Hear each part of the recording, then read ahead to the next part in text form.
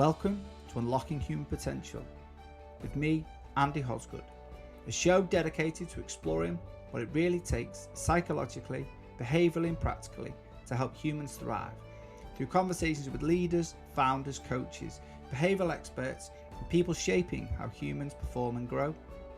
Is this for you? But if you're a leader, a founder, a business owner or an ambitious professional who wants to do more than just perform, they want to grow, inspire and bring the best out in themselves and their people, then keep listening, because the mission is simple: to explore how individuals and teams unlock potential in themselves, in others and the organisations they shape. Every episode is a deep but relaxed conversation built around three core questions. How do you optimise yourself? How do you unlock potential in others? And the best advice for you, the listener. Now over to the episode. Really hope you find it helpful and insightful. Just before we introduce our next guest, please make sure you press the follow button to keep updated with the latest episodes. Additionally, special thanks to 246 Photography and Pixel Made Brands for making this podcast a reality. Now over to the episode. So, welcome, Dr. Scott Goldman. Thank you for joining us. I'm excited to be here. It's good to hear you. No, it's brilliant. And, you know, what was quite nice when having the conversation with Adam prior to this and what you've created with the AIQ stuff. And then, you know, having a good look at your CV and listening to your work, you know, I think the listeners are really going to enjoy the conversation and a lot of the things that you've got to say today. So thank you very much for joining us. So for our listeners, this is Dr. Scott Goldman, high performance psychologist who spent the last 25 years working with elite athletes, coaches and organizations across the NBA, NFL, MLB and the NCAA. He currently serves as the head of psychology for the Golden State Warriors and has worked with world champions, MVPs, Olympic gold medalists and top collegiate programs. Dr. Goldman specializes in helping teams understand performance, decision-making, leadership and talent at the highest level. He's also advised the NCAA on the athlete's mental wellness and high performance best practices, while helping build the AIQ into one of the most leading cognitive assessment platforms in sport. So I think absolutely that, you know, you are, when I was looking at the credentials and I was looking what we set out for the creating, unlocking human potential as a podcast, you tick so many boxes. So it's great to finally get you on this conversation. Thank you. Yeah, when I hear you give that list, all it makes me think is, man, I'm old. Well,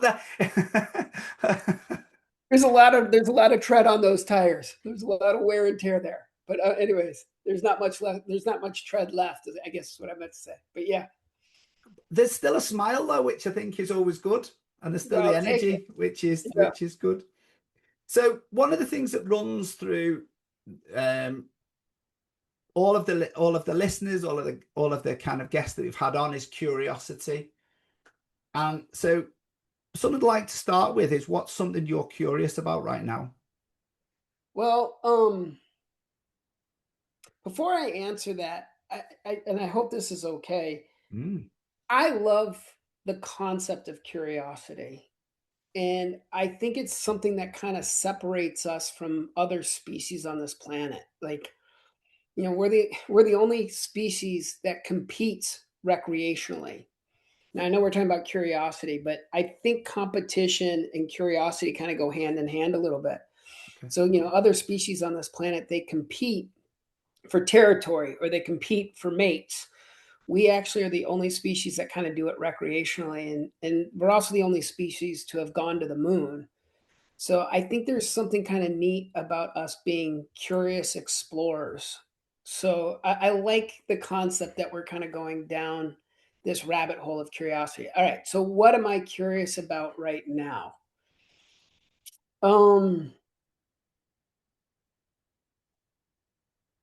I think I'm curious about two things in the spaces that I'm sitting in. One is the infusion of technology.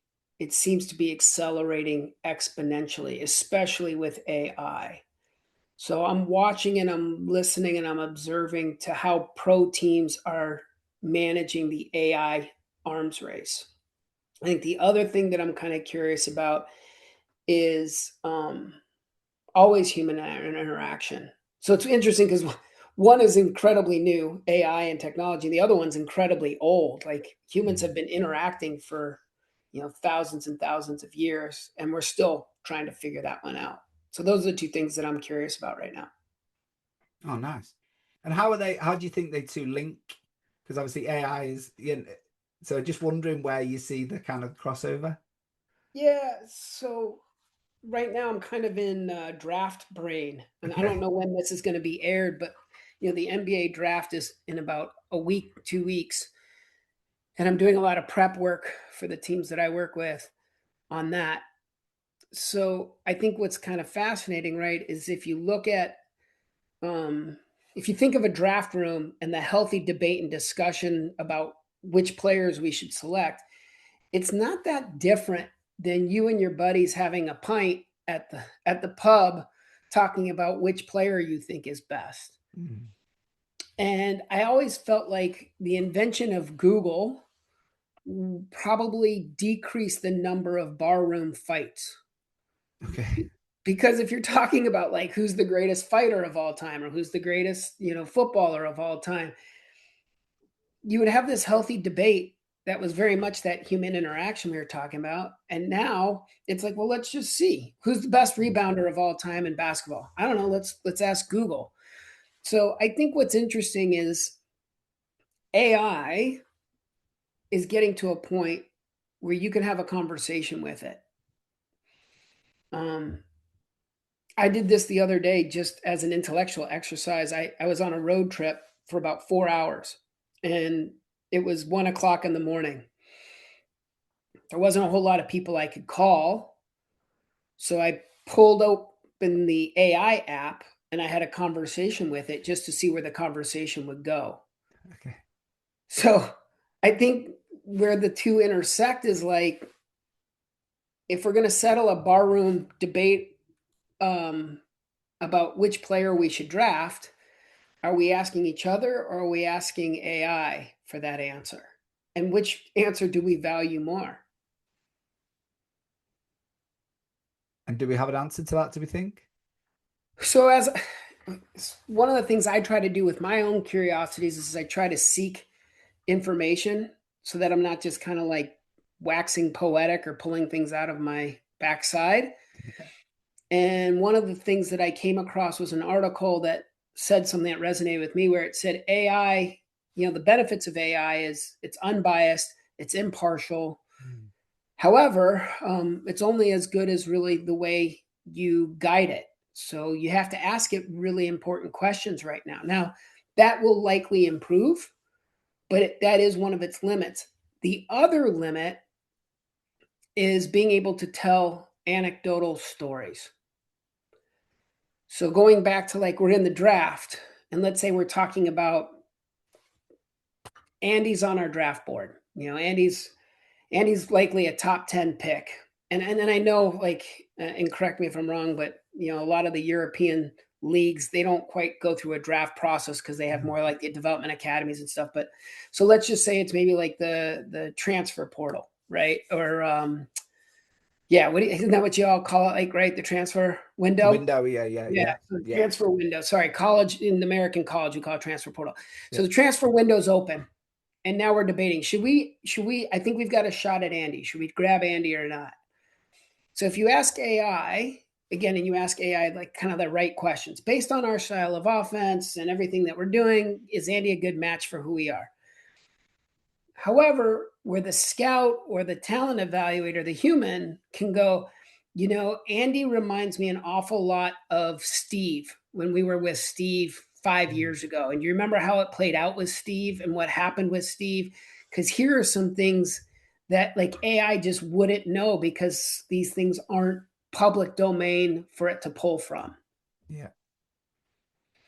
My gut tells me that the end game will probably be more of a yes and kind of thing. One doesn't replace the other. It's really about some form of harmony.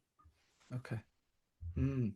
No, and I can see that, and I can see how that's going to play out, isn't it? One offers you a different insight And again, so I think it's interesting, isn't it? And especially the world you're in, especially the world I know what you're creating with the tool that you've got. It's a really interesting concept, isn't it? And really helpful tool.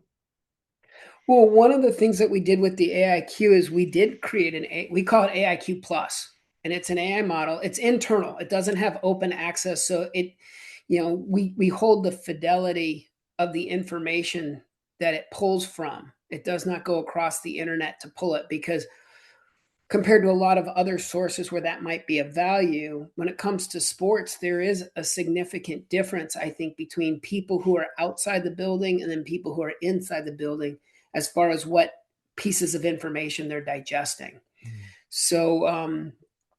So we keep it in a closed loop circle, so it doesn't have outside access to the internet at large. We fed it over 297 documents of intelligence and intelligence theory, especially in the world of sports. Mm. And then we also fed it playbooks from Mm. professional leagues. And then we also gave it all of the things that we've ever constructed for teams. So, like our development books, our scouting reports, our analysis and understanding of how players operate and function. With the AIQ Plus, one of the things that we like to highlight is the AIQ Plus was intended not to teach teams or players about how to understand the AIQ, but rather how to have teams, coaches, and players understand the player. Mm. For those people that are listening or unfamiliar with the platform you've created, can you just give an over summary of what the AIQ is? Yeah, I mean, sometimes when talking about the AIQ, it's almost like you almost have to start with what the AIQ isn't, right? Okay. So I think a comprehensive athletic profile consists of four domains, four buckets, if you will. So the first one is physical, big, strong, and fast. Second is experience and knowledge. So you know what kind of player you're getting when they come from certain schools.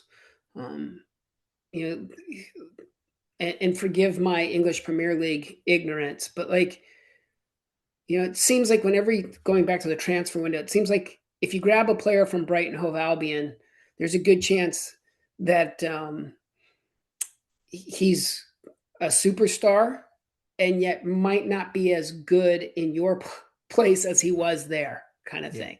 Yeah. So so you've got experience. Third bucket is character and personality. Does this person make the locker room better in some way, shape, or form, or does he poison the well? And then the last piece of a comprehensive athletic profile is intelligence. And I think intelligence is something that people will often interchange with knowledge, Mm. and it's not. So, um, and someone told me this once, and I was like, oh, this is an interesting way to describe it. Intelligence is knowing that tomato is a fruit. Knowledge is knowing that you don't put tomato in fruit salad. I love that So, analogy. Yeah. so I just think when you talk about intelligence, the way I like to think of it is it's kind of like it's the raw elements of your cognitive ability in regard to acquiring, processing, and applying information. Okay. So if knowledge is having the answer, intelligence is how you go about getting to that answer. Yeah. And in sports, like if you're a center midi and you're scanning and looking for information, the ability to scan and store information is a form of intelligence. Once you can scan well, then it becomes, well, what do we do with that information? That's where knowledge starts to kick in. So, what the AIQ does is it focuses on the intelligence aspect of those four buckets. And I think what it helps is when you see two players that are both big, strong, and fast, and one seems to go to the right place and the other one doesn't, it becomes an interesting mystery of, well, why Mm. is that? And I think people who are well informed have a tendency to make really smart decisions. And we already know, you mentioned your background's in physio, so we already know pretty good how to measure things like strength and mobility, as Mm. well as limitations, right? We're pretty good at watching film and understanding capability of their experience. it's really hard to get information on a person's character, but again, you can ask their previous coaches or you can kind of interview them directly and you can get a window into what their values are and what they believe. But this aspect of intelligence prior to the AIQ, there just wasn't a way to really capture it in the sports world. So my partner, Jim Bowman, who's an awesome human being, highly intelligent, he and I came up with this idea where we said, I think we can help kind of illuminate this final piece of the puzzle. Nice.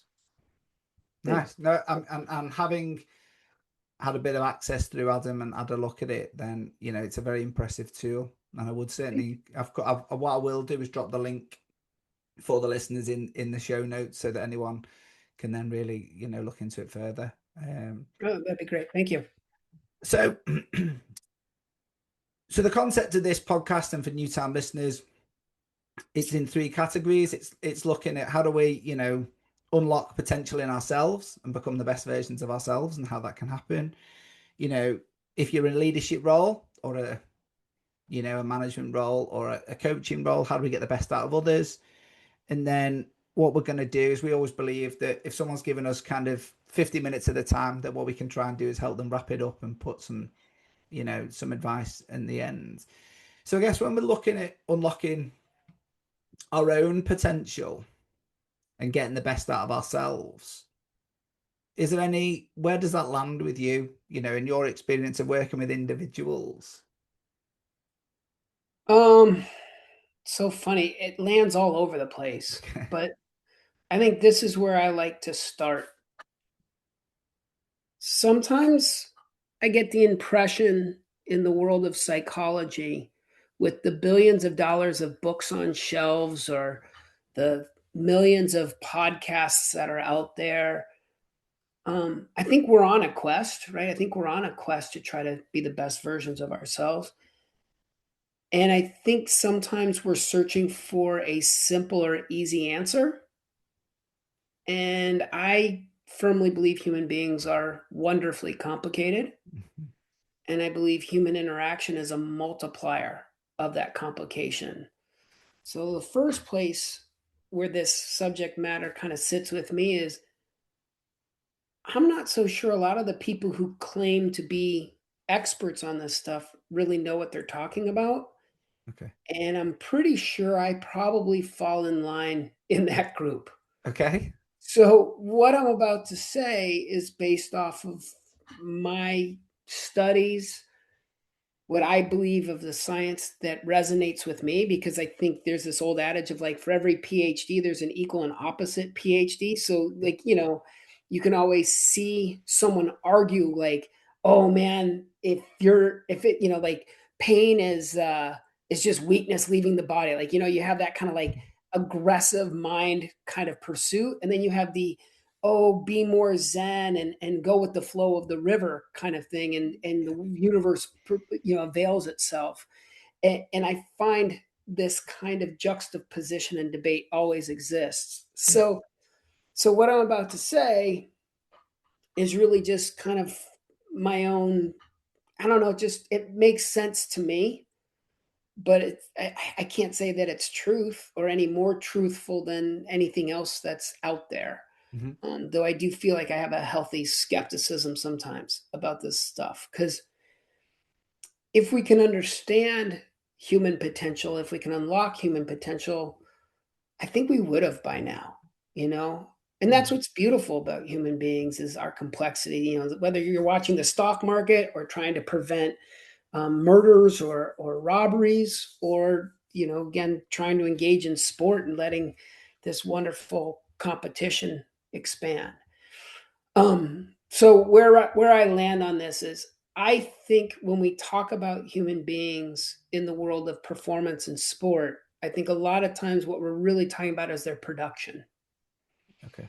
Oh, this guy's amazing. He's had 5 goals and 3 assists in the last 7 matches, kind of stuff, which, I mean, that's a really outstanding run. Yeah.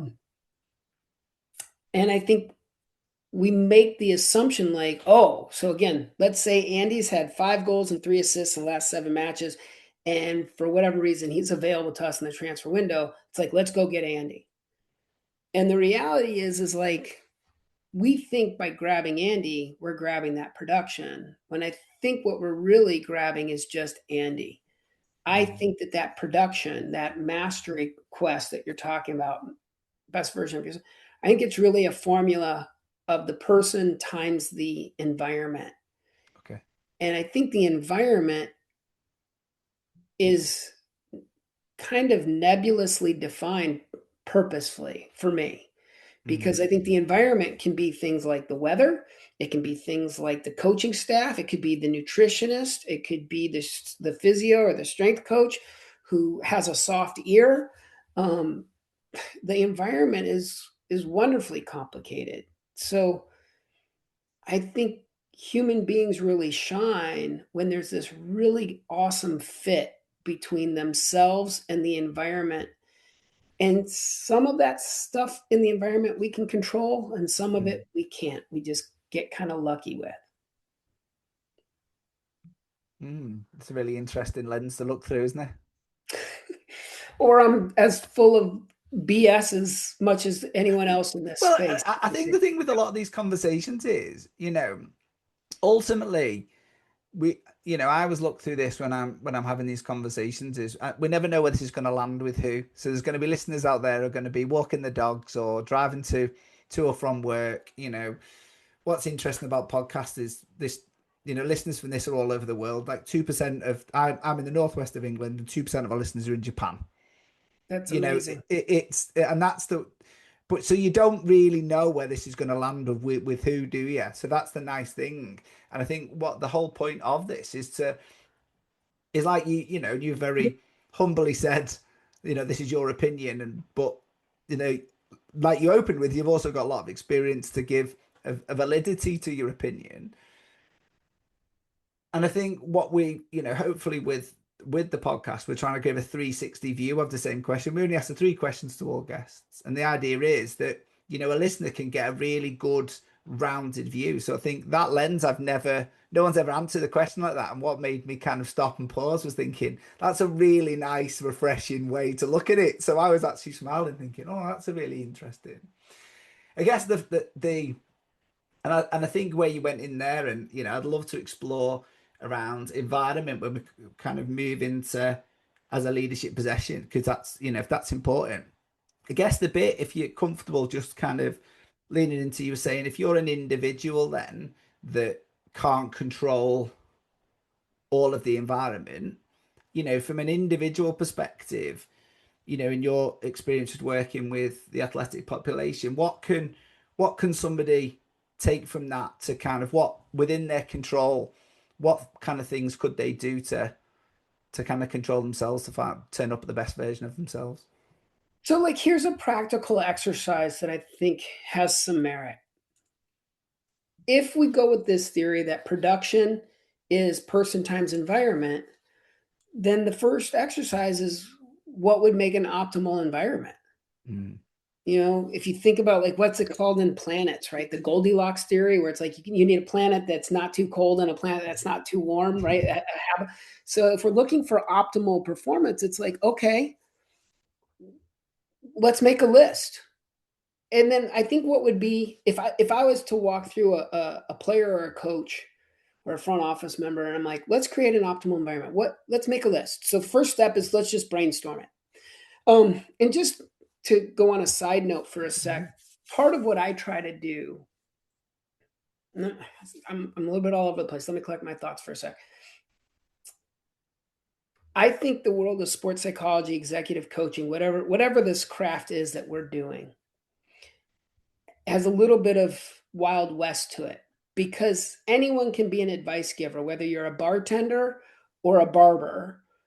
Someone's got life advice, they've got life wisdom. And so I try to differentiate my services and my skill set a little bit. One is I try to really come from a place of science and continued growth and learning. The other is through experience, like you were talking about. But I also try to focus less on being an answer guy and more of being a contributory element to the environment so that the person can explore both internally and externally what they feel like they need to either become unstuck and grow or to be an additive growth element to their process. So bringing it back to the concept of, if we were to have a fun exercise, you go, okay, the formula is environment times person equals production. What's an optimal environment for me? So if you and I are working together, I go, okay, Andy, like, let's talk about it. What's an optimal environment for you? And then I would say, let's just brainstorm it. No edits, no criticisms, no judgment, just absolutely just blast everything you can on a piece of paper. Mm-hmm. Once we have that, let's call those kind of like your must-haves. Now let's go the opposite direction. What are all the things that absolutely must be removed from your environment? The toxic elements that could hinder your growth and development. And let's just call that like your must not have list. Then I would say, okay, now that we've got these two lists, can we shift these things? Like, what are your absolute essentials? Like, without this, we are not going to be successful. And what are your desirables? Like, this is preferable, but I could live without it if it doesn't exist in this particular space. So what would be an absolute essential? Well, let's try it with you. What would be an absolute essential for you, Andy, if we wanted to get the best version of you? Oof, good question. As an environment I would thrive the most in. Yep. And we're talking about an absolute essential. Like, if it wasn't there, you would not be able to succeed without it.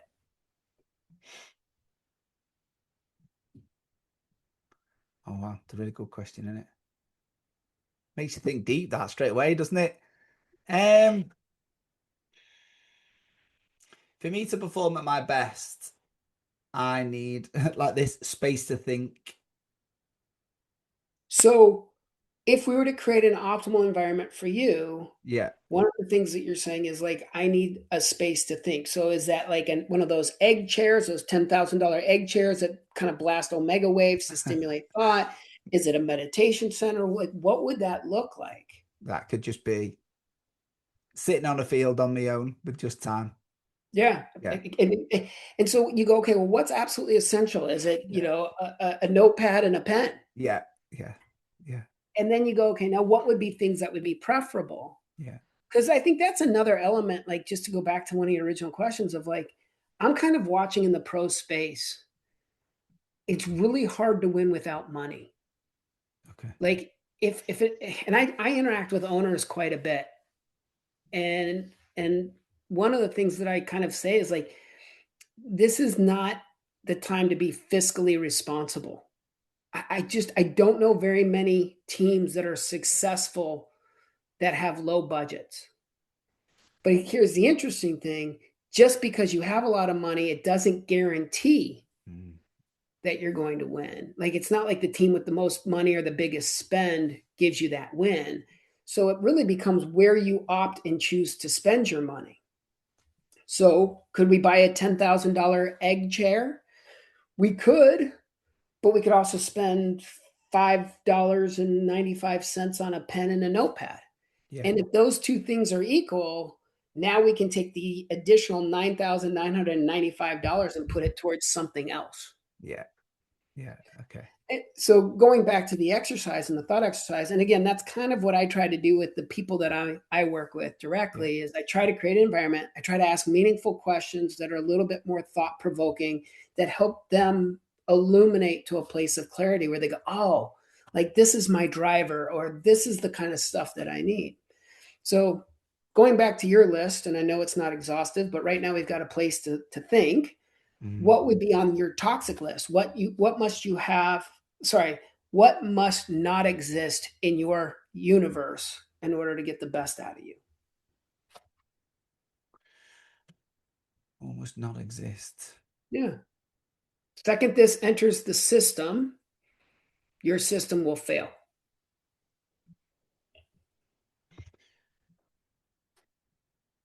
I think it's without that. I think it's with when there's an element of when you don't have the opportunity to express your opinion, or you don't have the opportunity to share, or even if it's not asked, I think I think I don't work well in environments where people tell me what to do. So going to that, let's assume for a second you're now a center midi, Yeah, and we have a coach in our system. Our manager is more of an accountability style where he's really about, like, I'm going to set standards and a discipline, and your role as a player coming into my system is about rigidity.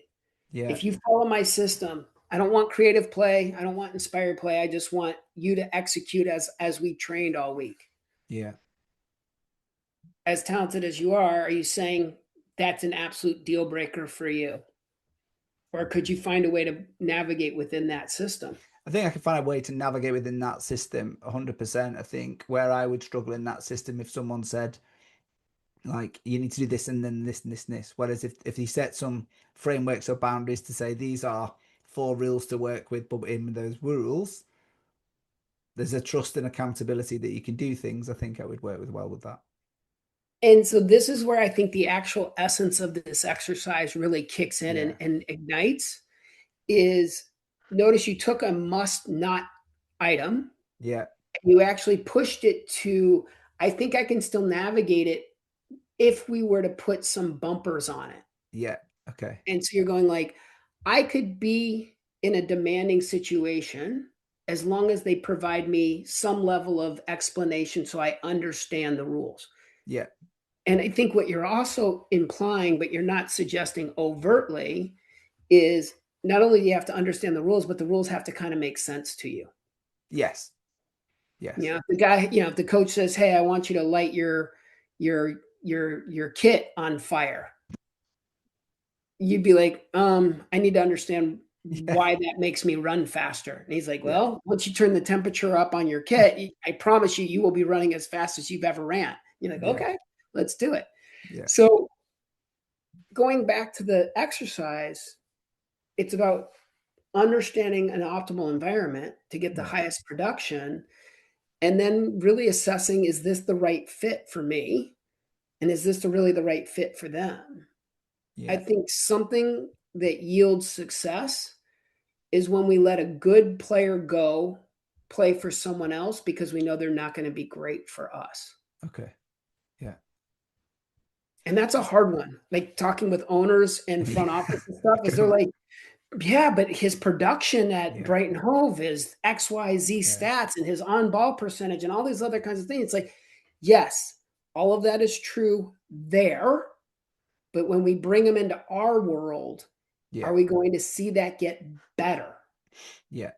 Because if No, we're not, then we really got to let him stay where he is. I like that. And it's some of the power that, I mean, I was just reflecting then, even you put me through that very short exercise, which is now going to be thought provoking from a dog walk later, going, actually, what is on my lists? Because I think no, that has, it's proper resonated with me, going, I'm really curious about what's on my list. So that's going to be my evening plan. And again, is that, so let's say you're working with a player to see if they are right fit. Even by them, you just holding that space for them to ask those questions. I mean, my assumption is that's quite helpful, because if no one's even given them the thought, let's say you are a talented player or a talent, or people listening to this, away from sport, if they're very talented, an accountant or whatever, but they're going to go into a different role, but they're going to be going into a different position, or like you said, change of clubs, or you're a big club and you're going to sign them for, in all elite sport now, they're not going for a few dollars or a few pounds, are they? We're talking tens of millions. You know, is some of the power actually giving that athlete that awareness for themselves so that they can see what works right for them? Do you think that, or do you think they naturally know that, or is that, do you, Well, go I on. think an element of this that we didn't get to, and if I was with a player, I would hope that this would be entered into the conversation, Yeah. is control. So if I can just, so I'm a little bit more knowledgeable for a sec, if I can talk about like the NFL, Yeah. there's 32 teams in the NFL. By contrast, there's 500 Fortune 500 companies. That's why 500's in its title. So if you're a world-class accountant and you want to work for a Fortune 500 company, you have 500 environments to fit in. When you're an NFL player and you want to be in an NFL team, you have 32. Yeah. Okay. And then it becomes, how many of those 32 are actually eligible? And so the essence of the exercise is also about kind of understanding the limits of control. Yes, NFL players, yes, English Premier League players, like they can try to force trades or transitions, they can try to force transfers, they can try to navigate, but like there's also limits to the spaces and the places that they can go to. And then it becomes an interesting mechanism of choice. So once you have a clarity of what you think a great environment looks like, then the next quest is how do you find a way to navigate to that place that has as many of those things on your list as possible. I think it's really hard to get everything on your list, on your wish list. And then it becomes, what things can we augment and alter and what things can we accept? And it's interesting because some things we can live without that we didn't think we could. And some things we can tolerate that we didn't think we could tolerate. Yeah. And does that model work? So just thinking about what you were saying there and kind of where my brain's gone to is, so you've obviously got an athlete into a team. So is their individual haves and have nots, and what can they tolerate within an environment, a team environment. But then obviously there's like the owner, their haves and have nots, and the environment that they're creating, which players will fit into. So how do you find because there's a balance there, isn't there, to try and find, okay, so we need to create an environment where people want to join us and want to play and want to do this, but also there's the environment that an owner may want to have and create. So where do they, is that where the trade-off kind of sits? Well, this is going to be, again, human behaviors and human interaction are complicated. Mm-hmm. That's just a fundamental belief of me. Yeah, definitely. So even to try to approach a question like that is an attempt to simplify something really complicated. But let's Okay. just do it for the intellectual exercise. Yeah. Just know that as we attempt to simplify it, we might lose some of the fidelity or the sophistication that the Yeah. question really warrants. I find for some owners, they are grabbing a whole bunch of like Scrabble letters in a bag, right? And they're kind of shaking it up, and then they grab a handful and they throw them on the table and they go, okay, what words can we make out of this? Okay. So what you see is this kind of perpetual dance of roster formation and reconstruction, and then managerial and coaching styles, techniques, and mechanisms, right? Because there's tactics, there's techniques, and then there's style. And it's like tactic is, and technique is all about like, how good's their footwork. Then you've got strategy, like, are we going to be a ball controlling, are we going to do more counterattack? I mean, you know, I'm watching the World Cup right now. I don't know if you saw the Netherlands versus Japan game that happened, but it was a brilliant match of two teams with very contrasting styles. And you could see them kind of trying to calibrate between the two styles, right? So, sorry. So, going back to it, the owner is grabbing the Scrabble words, throwing it and seeing what words they can make. And that's what I see. Like, I think right now the NFL, the average length of an NFL head coach is a little bit under 3 years. It's like 2 point something years. Right. Average length of an NFL player is 2.7 years. I think NBA average length of a head coach's tenure is 2 years. Right. So you're having this constant sort of Mm. like, again, I don't like these letters. So I'm going to just toss Okay. those letters and grab a whole new. And then it's almost like a level of luck, right? Where it's like some of these owners, they happen to spell a 50-point word. It's like, hey, that was a good one. Yeah. And, and so I think trying to figure out the quest of making it less lucky. Yeah. So how does that work? And I don't know if this Scrabble metaphor is landing. I'm just trying to think of an international. You That's mentioned good. two Yeah. Yeah. percent, Yeah. Yeah. It's good. and hopefully they play Scrabble there too. But albeit with different letters. And um, so what's interesting, right, is like when you lock certain variables in. So again, going back to the Scrabble exercise, you pull some tiles out of the bag and you go, ooh, like the letter T and the letter A, that can really work in a lot of spaces. Mm. And you go, okay, let's hold on to those. So again, if we're going to grab 7 tiles, and now we've got 2 that we really think can be foundational. Now we go, okay, now what letters complement T and A lot? H. H is kind of a unique letter, but man, it really goes well with T because you can now start to do things like, if you've got HAT, now you've got hat. Mm. But if you add an O, now all of a sudden you can go OATH. Now we've got oath. Mm. So it becomes this idea of like, oh, what kinds of things are foundational pieces? So sometimes I find, and this is why I think ownership matters so much in the pro space. Owners that really know who they are and what they believe in, they Yeah. tend to hire people that align with their values and their conviction.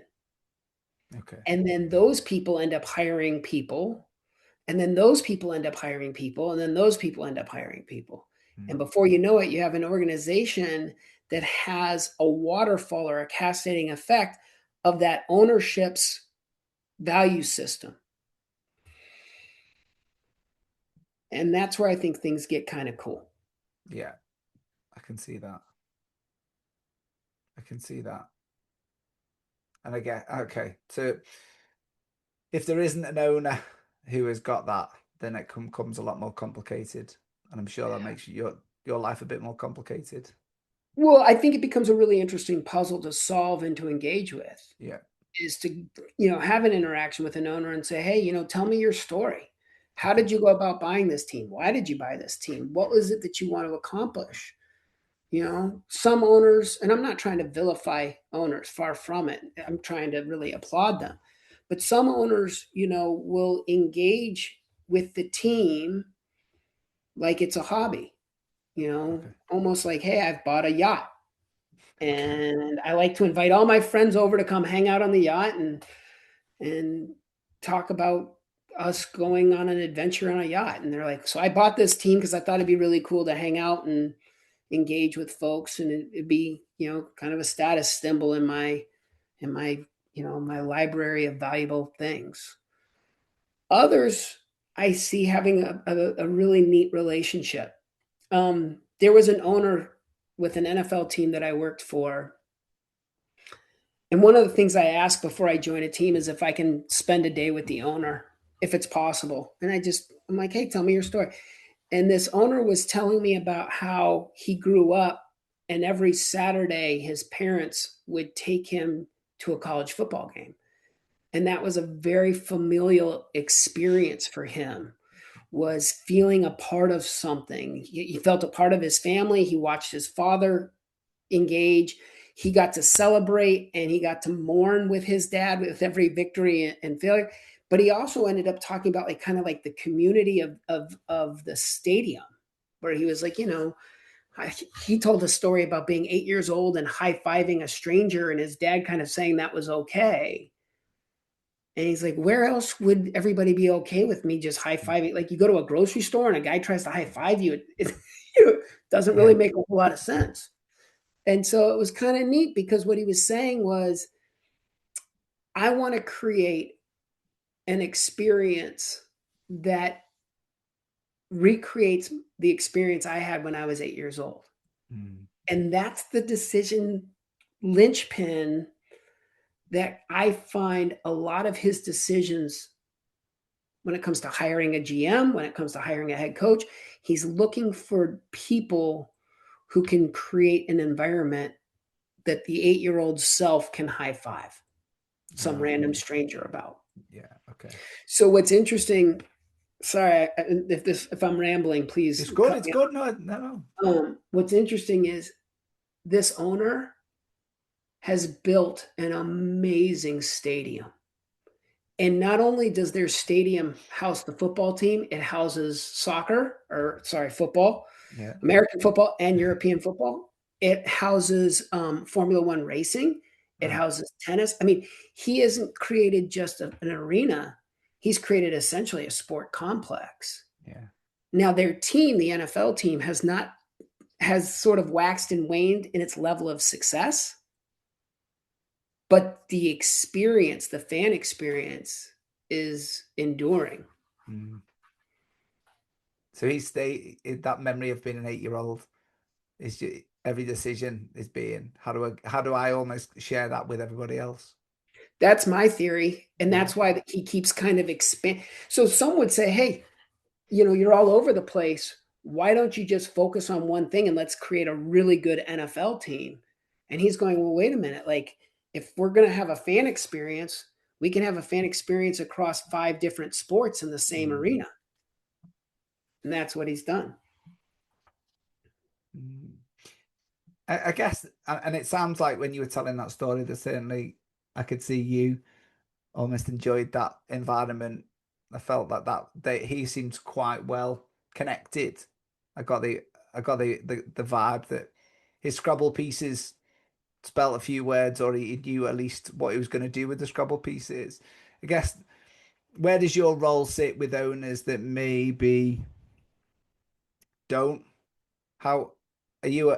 Is there an opportunity to challenge that and kind of, if for the good of the team, Um, or is that I a don't difficult think I position? don't think that's my role to Okay, challenge it. yeah, And I think to challenge something comes with a preconceived notion that you believe there is some element of right or wrong there. okay, And I think part of where I have a tendency to go in the nature that I try to do in the space that I try to sit in is I think about like the origin of psychology as philosophy, you know. mm. Human beings are kind of neat, right? Like we think about things. We think about thinking and then we think about our thoughts about our thinking, you know. So what I try to do is I just try to better understand Yeah, if this is what your value is and if this is what's going and I without judgment or without challenge, but I will say, like what are the strengths of that thought? What are some inherent challenges that come with that thought? How if you held on to that thought for 100 years, sorry, let me see if I can phrase this. If I were to ask you 100 years from now, would that thought still be relevant? Would it for you? mm. Is there anything that would cause you to want to alter or edit that thought? If that thought actually produced losing, would you still want to hold on to it even though it was counterproductive?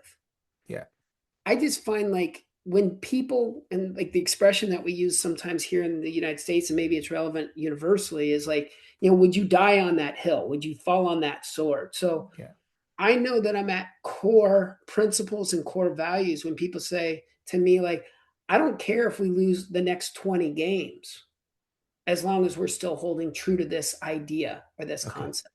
yeah, yeah. And I guess that's what my intention behind the would you challenge. I think you articulated a lot better than I did. No, Yeah, yeah. no, but that's what I meant. It's like, because there's, if you can, in your experience, if you can see there's a misalignment between what the environment is trying to create and actually what they've got, you know how to do that. But I think that kind of almost seek to understand, ask more questions, and kind of ask some deeper questions, like you said.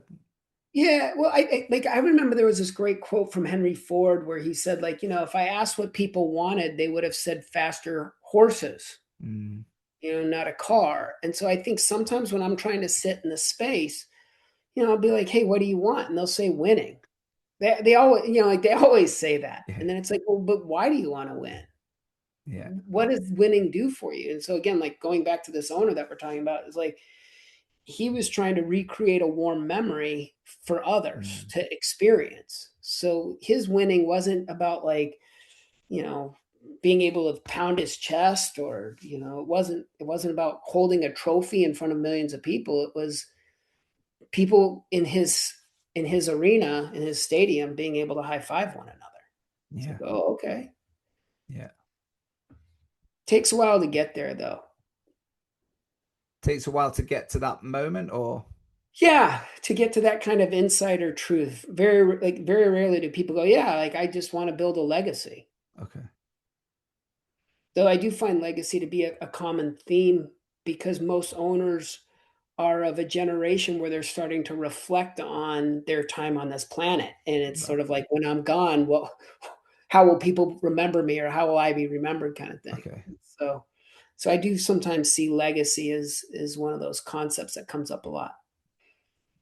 How do you find the balance between obviously what where does it sit between like your role moving from like an individual player all the way through to that? Because I guess there's quite a shift, isn't there? I guess in the difference of conversation. How do you find that? Um yeah, it's a really good question. I stumbled upon this by accident. I mean, what's interesting was, and you kind of started this interview with my resume, and it's a long resume, and I'm proud of a lot of the things that I've done and the people that I've gotten to work with. Still makes me sound old, which I'll take. I'd rather be old than dead. But where I think I was going with that is like, um,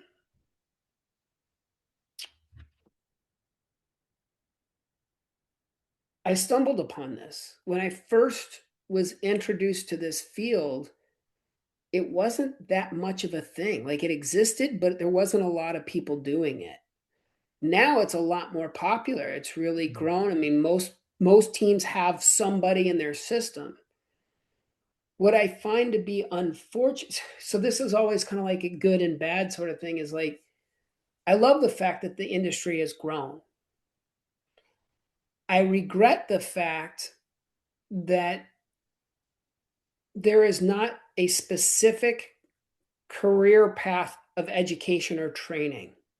Okay. If I wanted to be a dentist or if I wanted to be a cardiologist, there's a very clear path of what you study in college, what you study at medical school, and what boards you have to pass in order to be able to do that craft. But when it comes to the sports psych space, you can come from different departments of education. Mm.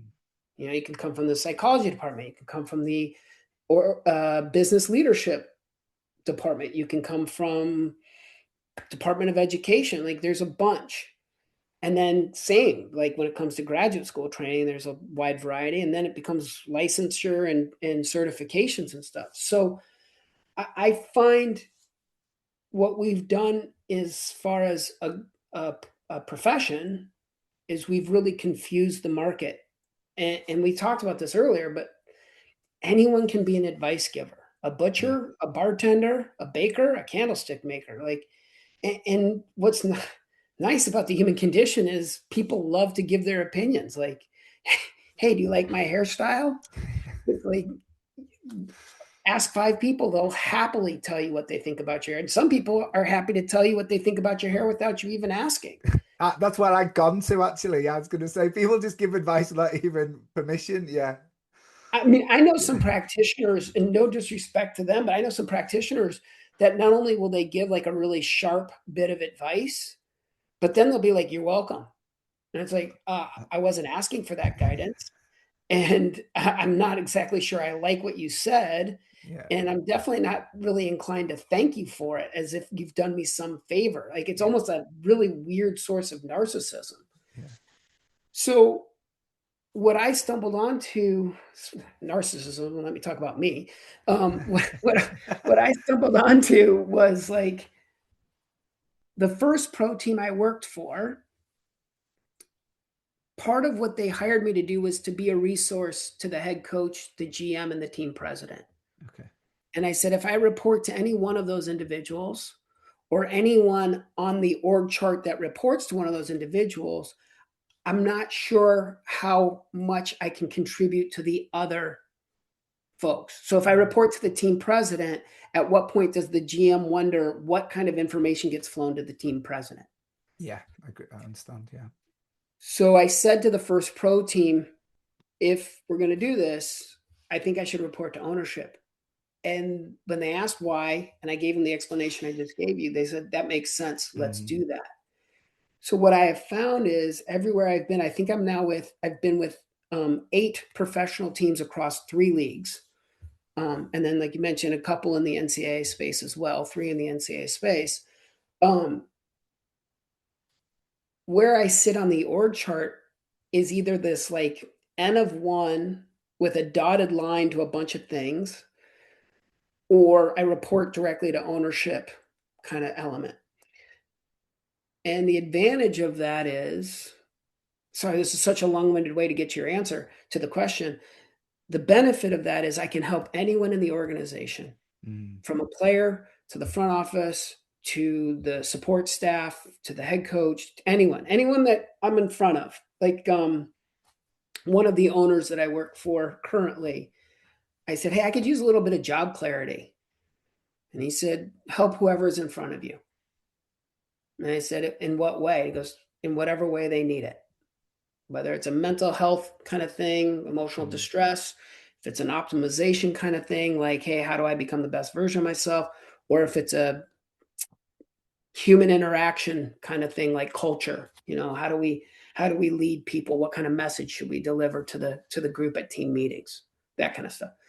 And mm, so I like that. The disadvantage of having this sort of like outside the org chart flow is I get left out of meetings and emails all the time. Because a lot of times, just for efficiency, they're like, hey, I'll just shoot director of basketball ops this group email, and I already have my emails identified as director of basketball ops. Well, I'm not in basketball ops, so that email doesn't come to me. So sometimes from a workflow, that's the disadvantage is, you know, when people who are trying to juggle the complexities of systems, and it's like, well, where does he sit on the airplane? Does mm, he sit with the front office? Does he sit with the coaches? Does he sit with the players? Does he even sit on the airplane? Do we throw mm. him in the wing? Do we throw him in the loo? Like, you know, Yeah. so those kinds of details sometimes become more complicated than they need to be.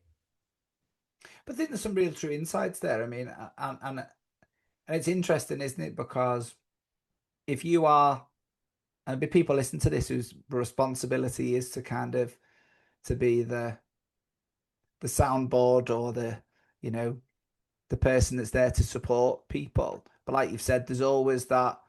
Well, who are they going to tell? Whereas what I picked up from you is, well, you kind of the way you've positioned yourself on the organization chart, you come across as neutral. Try to, Yeah. right? What's also, but it's hard sometimes to Oh, be yeah, I can imagine. neutral, Yeah, right? yeah, yeah, So I think sometimes it's even for us as the providers.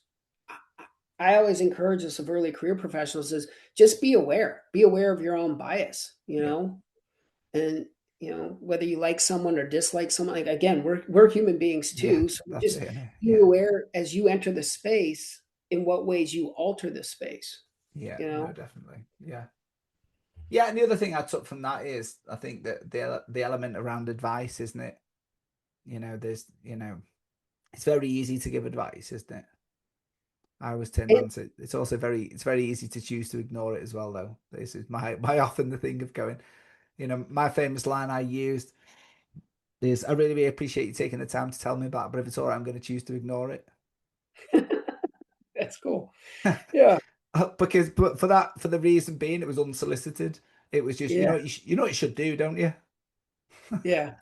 And then, I mean, I, what I find to be beautiful, and I say this with like a smile, like it's beautiful garbage in a way, is like the level of conviction that I've heard some people give advice with the small amount of knowledge that they know. yeah, Like here would be a goofy example, not quite professional example, but a goofy one is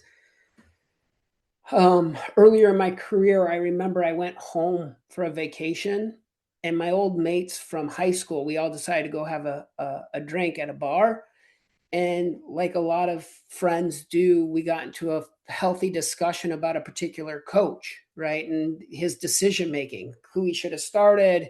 And so I'm listening to them and they're like, oh, yeah, Coach X should have started player Y. It's a no brainer. I don't know why he benched it, like the whole thing. And I was listening. And finally I said, hey, I work for that team, which was true. And they didn't know because I don't really walk around with like a written on my forehead. I The work at tracksuit Team on, Tech. going for a Yeah. beer. Yeah, like, I don't Yeah. really wear a lot of, like I Yeah. don't wear a lot of gear Yeah. recreationally. I wear gear when I'm in the Yeah. building just to kinda, like, blend in. Yeah. Because if you walk in, they think you might be an agent or something, Okay. or a suit, you walk in with a suit, it's like, who's that guy?" But, so I try to blend as much as I can. But anyways, so going back to the story, I go, "I work with that team." And you would have thought that they would have said, "So are we right?" Like, they just said, "Well, why don't you tell Coach X to play that guy?" Like, that's how convicted they Oh, were in how he should have managed the game, yeah. that they actually got mad at me for not telling Yeah. him to do exactly what they thought he should do. Yeah, brilliant. Yeah, It's I love like it. And again, it's why we all love sport, isn't it? Because it's it's it doesn't matter where you are in the world, sport, that everyone's got an opinion and they don't mind sharing it over a beer with their friends and stuff, which the best is like you get into you get like in an Uber or a taxi cab or something, right? And it's also a very universal thing to talk about. yeah. It's like, so again, just because we've got the draft coming up, and I'm working for a team that's got a lottery pick, and it's one of those things where everybody's like, so it'd be one thing if they said, "Who's your team gonna take?" Which of course, it's like, I'm not telling you because like Yeah. that information's sacred. But it's when they say, "Hey, you know who your team should take?" Like, okay. Yeah. I mean, thank you for your opinion. Yeah. I love It's that. fun. I love that. I'm conscious of time, so what we're going to do is we're going to start wrapping up. You are one of those individuals I probably could spend another hour talking to, but I appreciate you're a busy man, so I won't. I'm not going to take another hour of your time. I promise. Don't worry. Oh, that's sweet. Thank you for saying that. So, just wrapping up. If we're thinking about the kind of conversations that we've had, and that the kind of listeners are, we get a good variety. We got a lot of people from elite sport. We've got in performance. We've got a lot of leaders, a lot of founder-based business owners, and we actually have quite a lot of athletes that do listen. So you can answer this question wherever it feels appropriate for you to go with it. But Okay. from the kind of conversation today and your experience around unlocking potential, what would 3 practical things that people could try today? 3 practical things to unlock your potential. Am I in the right environment? Kind of circling back on that subject that we went Yeah, and nice. addressed. Yeah. Number 2, I hear a lot of times people talk about following your passion. I'm not so sure I would agree with that. I think the real secret to potential and unlocking it is competency. Okay. So and it's easier said than done. Like, hey, just be Yeah. competent. Competent. Yeah. But it's sort of like, well, what leads to that? So where I Yeah. think passion impacts competency is if you love something, you're more likely to engage with it for a Yeah. longer period of time, and then Yeah. ultimately you would get better. So time on task. Yeah. So I think of passion as the things that get me out of bed, like the things that I love. I also Yeah. think of purpose, which is a Yeah. little bit more selfless, like these are the things that I do for others. Yeah. And then I think about competency, which is sort of like, I'm right-handed. Now, if the nature of the task is left-handed, there's a competency issue there. Now, could I eventually get my left hand functional? Maybe, but there's a gap there. So I think if number 1 is, are you in the right environment? Number 2 is, are you competent? Do you have the right kinds of pieces to be successful in this domain? Mm-hmm. And I know that kind of circles back to, well, what is the right environment? But so I'd say, like, maybe number 2 is this level of competency folded with follow your passion, follow your purpose, and follow also what you're good at. Number 3, um, don't drink expired milk. And I Awesome. think what I mean by that would also be like, I mean, I don't know, I was just trying to be funny, but I think what I would also mean is like knowing when to peel away from something Yeah. might be just as valuable as knowing what to go towards. No, I like that. Yeah. Yeah. And the other thing for the environment piece for me is either the environment you're in or the environment you're creating, depending on where you are in your career. Think about that. So I do like that. Yeah. What principle do you wish every leader understood? I want to give credit where credit's due. There's this guy, John Levy, who just wrote a book called Team Intelligence. And in there, he said something that really resonated with me, where he said the one universal truth of all leaders and leadership is that people are willing to follow them. Which I go, God, it's so brilliantly simple, or so simply brilliant. But he goes one step further and he sort of says, like, the real question is why do people follow you? And he concludes, and this also resonated with me, that the reason people will follow you is because they believe that you will make their lives better in some way, shape, or form. So you don't have to be an intelligent leader. You don't have to be a competent leader. You don't have to be a spiritual leader. You don't have to be an emotionally intelligent leader or any of these other kinds of things. All you have to do is ensure that the person that's following you believes that their life will be better because they follow your direction. And the reason why I think that resonated so much with me is I've seen really talented individuals in leadership roles, like coaches, lose the locker room. Okay. And once they lost the locker room, it was over. Yeah, it's done. And how you get people to believe that you're making their lives better, I think, is where the magic is. And that's complicated too. I was going to say that's where where we circle back to all humans are complex, and actually it's a really complex question, isn't it? Yeah. No, it's nice though. So just to kind of wrap it up, if people are interested, where can they find you and follow you? Well, I If you guess want to the be question found, is, obviously. why would they follow me? I guess if they believe I'll make their lives better Yeah, somehow. But nice. you know, so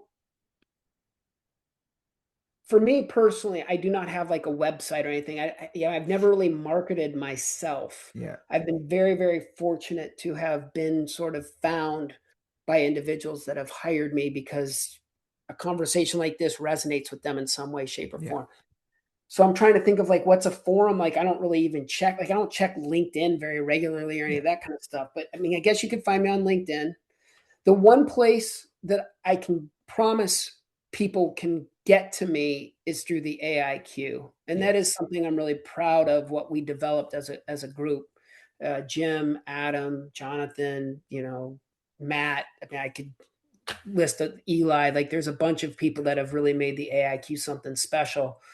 And if you go to the AIQ.team, that's our website. There's places where you can reach out and contact me through there, or you can also figure out what the AIQ is and how it might benefit whatever it is in the space that you're building.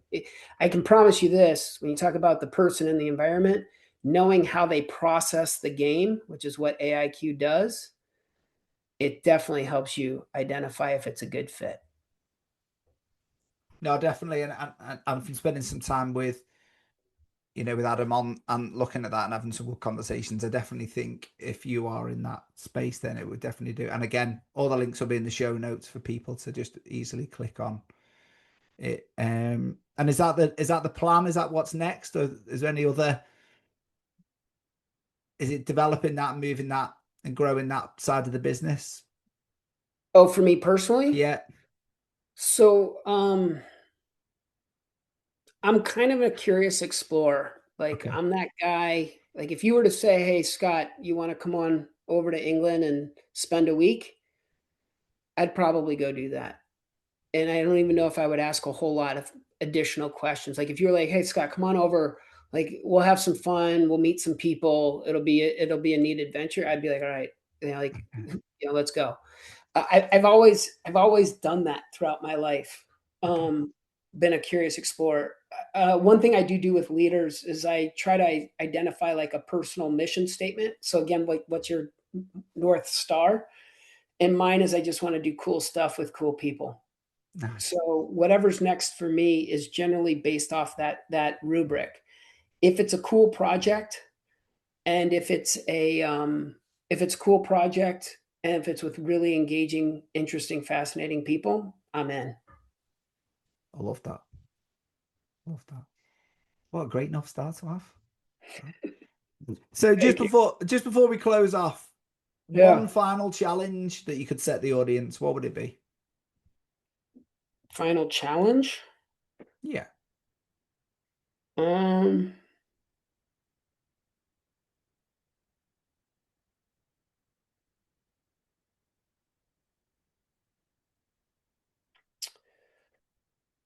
I'm trying to think. That's a good question. What would I challenge your audience?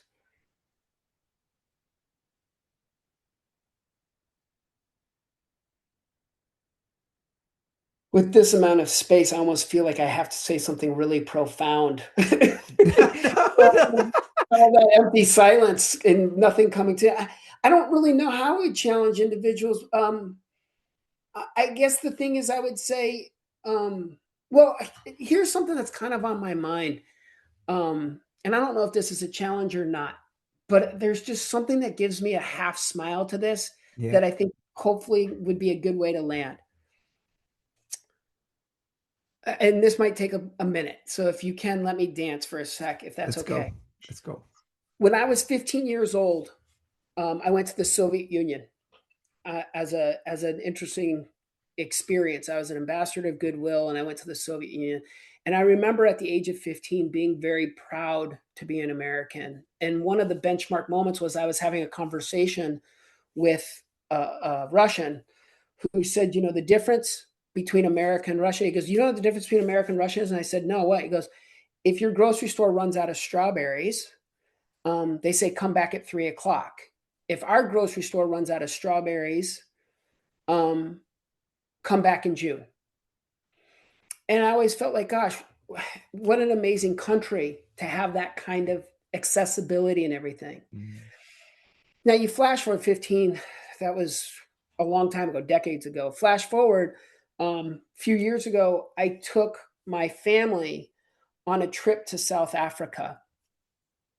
And like Americans, we went to the grocery store and we loaded up for the entire time we were there. We were there for a few weeks. So we loaded up. Like we went to the grocery store and people were looking at us like, what are you doing? And I remember we bought bacon and, deli meat, just stuff like that, bread. All of it went bad in 3 days. And the reason why is and I don't mean to be political here, but in America, the food industry has changed in really significant ways. Like it's meant for shelf storage and things like that. So the taste is down. And so a couple years ago in South Africa, I went from at 15 being really proud to be an American to in South Africa being kind of embarrassed and ashamed. And it is interesting. Whenever I go into international space, I find myself apologizing a lot. And not to be political, but it's explain to me Donald Trump. And it's hard, and this idea of make America great and having this sense of patriotism, like we're the best country in the world, when it's I don't know, because the food in South Africa was amazing and it was fresh and it was flavorful and it was nutritious and I just felt different when I ate it. And so a few years ago, it was this full spectrum of being proud to be an American to now being somewhat embarrassed or apologetic. And this is challenging. With the World Cup right now, all these folks from all over the world are coming to America. And it seems to me like they're having this really wonderful time embracing the things that are so bizarre about our country. So what's kind of neat about social media, like TikTok and all of that, is you're watching people, there's this guy, I think he's Freddie from Germany, who's gone viral right now because he's talking about going to Bucky's, which is a gas station here, but it's not like any gas station you've ever seen. and people like again, going back to the Japan Netherlands game that was filmed in was at the Dallas Cowboys Stadium. The announcers are going, "This is the most amazing stadium I've ever seen. Like the scoreboard is the largest TV screen, you know." And so I'm finding a sense of joy in people kind of enjoying a wide variety of aspects of this international flavor. Like, why is there so much ice in your soft drinks? And what is an In-N-Out burger? And so I think, and this is why it's long-winded, because it's so half-baked. But the idea of recognizing that human beings are complicated, human interaction is a multiplier of complexity, and rather than be xenophobic and just assuming that what else is not me is bad, kind of thing, that I'm watching people enjoy the diversity of this planet. So I think the thing that I might try to land on for your audience is to step out of your comfort zone, eat at a restaurant that you've never eaten at, engage in a conversation with someone you might not normally talk to, find the differences and see about comparing the flavors, not judging them, but comparing them. And then again, going back to like Freddie from Germany, I think one of the things that he discovered was ranch, which is like it's a salad dressing, yeah. right? And he's going, who told me that? Like, I had no idea ranch was so amazing, and it's like, I don't know, there's just something so beautiful about that. There's this guy, David Chang, he's a world-class chef, and he wrote this brilliant article called The Unified Theory of Deliciousness. And what he said is, like, there are certain flavors that are just universal. They're just called different things. So like if I were to say, let's talk about fermented cabbage, well, if you're German, you would think we're talking about sauerkraut. But if you're Korean, you would think we're talking about kimchi. But there's still the same kind of essence of a soured, kind of crunchy sort of food bite. Yeah. So I think the thing that I would love to challenge, and what I think is super cool about this conversation, like again, you're in Northern England, which is a beautiful part of the world. I'm in Michigan, in the United States right now. And the fact that we get to have this conversation, and there are certain things that we align to and certain things that I think we learn as outside of our space. Yeah. I think that's the challenge to give to the audience, is to go be curious explorers and have a meal or have an engagement with something that is so outside your comfort zone that it expands your mind, and you're Freddie discovering ranch in Alabama. What a phenomenal way to end. I hope awesome. No, I think I love it. Absolutely love it. Dr. Scott Goldman, thank you ever so much. I've loved this conversation. I really, really do appreciate you. Yeah, thank you. Thank you for creating an optimal environment. So hopefully we had a productive conversation. Thank you. It was lovely. Thank you ever so much.